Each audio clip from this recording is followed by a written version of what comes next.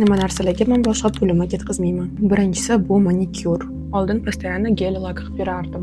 Bu juda ham ko'p vaqt oladi. Har 3 hafta salonga borib 3 soat просто o'tirib berish. Aslida juda ham jonimga tegdi, energiyam oladi. Charchagan bo'lib chiqaman. Хотя manikyur menga bu приятная prosedura bo'lishi kerak. Bir oyda minimum 500 ming, 600 ming manikyurga ketkazish временный narsaga, to мне кажется, это не совсем must have. Bizdan keyin tirnoqlari shunaqa istanchatsiya qilib ketadi, вообще ingichka bo'lib qoladi. Ikkinchi отказаться qilgan narsam bu ko'rib turganingizdek qoshimni terish. Oldin постоянно почти har 2 hafta qoshimni terishga salonga borardim, laminatsiya qilardim. Ko'rinishi ham naturalni, ham teringizni постоянно travmirovat qilmaysiz и pulingizni ham ekonom qilasiz. Menimcha shunaqa qoshimni naturalniy qilganim подчеркивает мою натуральную красоту и мою национальность. Kimdir aytishi mumkin, что это типа неухоженность, скряга, ну so far so good. Пока что menga yoqyapti, но может быть keyinchalik terib tashlayman, я поменяю свое мнение. Uchinchi narsa bu narashivание ресниц. Oldin постоянно narashka qilib yurardim. Davidimga +5 yil qo'shib berardim. Очень взрослит, ты выглядишь как тетка, как opashka, такая judayam неестественно и fake ko'rinadi. Arzon vid qilib qo'yadi. Plus har oy где-то 300 ming, 400 mingdan ko'p bo'lmasa pulimni ekonomik qilib qolaman. Bilasizlarmi, qizlar, shu 1 tenge qimmat konsiler Hourglass'dan ko'ra shu oddiy дешевый Fit Me намного лучше справляется.